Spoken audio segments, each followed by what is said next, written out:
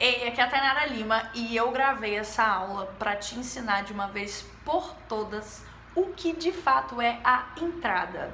Aquele primeiro dinheirinho que você recebe quando você fecha um serviço, um produto, que na verdade é um instituto jurídico previsto lá na nossa legislação, e eu vou te explicar certinho, porque não entender sobre isso causa um monte de problema, mas a gente vai resolver todos eles nessa aula. Vamos lá?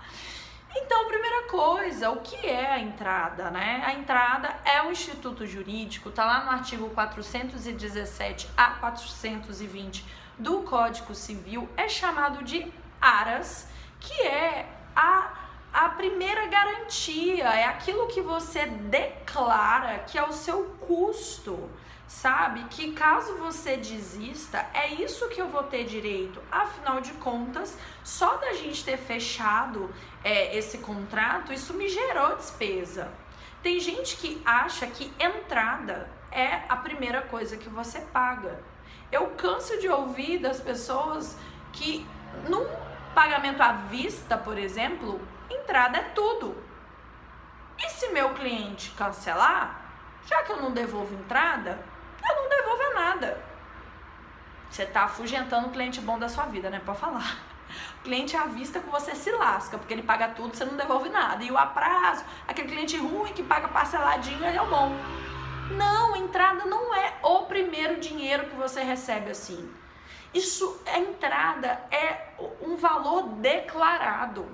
Às vezes, pode ser que o cliente nem pague toda a entrada na primeira parcela, mas que você declara lá que é 30%, por exemplo, que é um percentual que a gente entende que é de ordem pública, a legislação trabalha em torno de 30%, sabe? Não tem um número na legislação.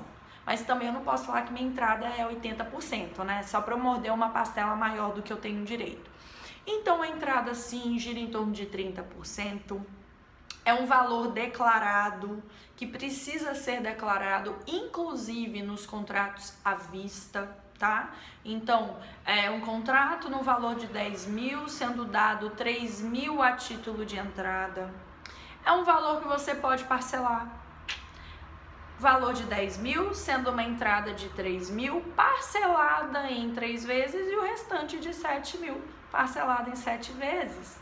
É uma forma que você tem de, eventualmente, não perder uma venda se o cliente não tem os 30% de entrada, mas também sem declarar um percentual menor. Afinal de contas, o fato do seu cliente não ter uma condição financeira não significa que a situação dos custos desse negócio mudou, continua sendo 30%.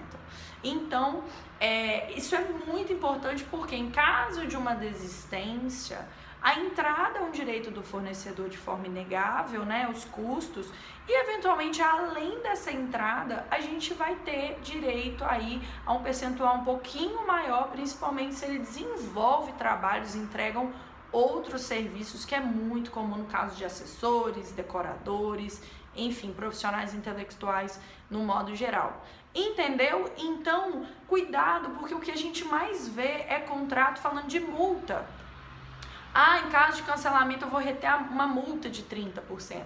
Só de você chamar um negócio de multa, você já não vai poder cobrar um negócio que você podia cobrar tranquilamente se você tivesse previsto da maneira correta. Então reveja aí o seu contrato. Se ele joga um Ctrl+C, pesquisa a palavra entrada, só de não ter tá errado, sabe? Então a gente realmente tem que tomar um cuidado em relação a isso, porque pelo menos a entrada no meio de uma pandemia você teria que ter direito de ter retido de forma inegável, tá bom? Dá uma corrigida nisso e qualquer coisa eu estou à sua disposição. Até a próxima.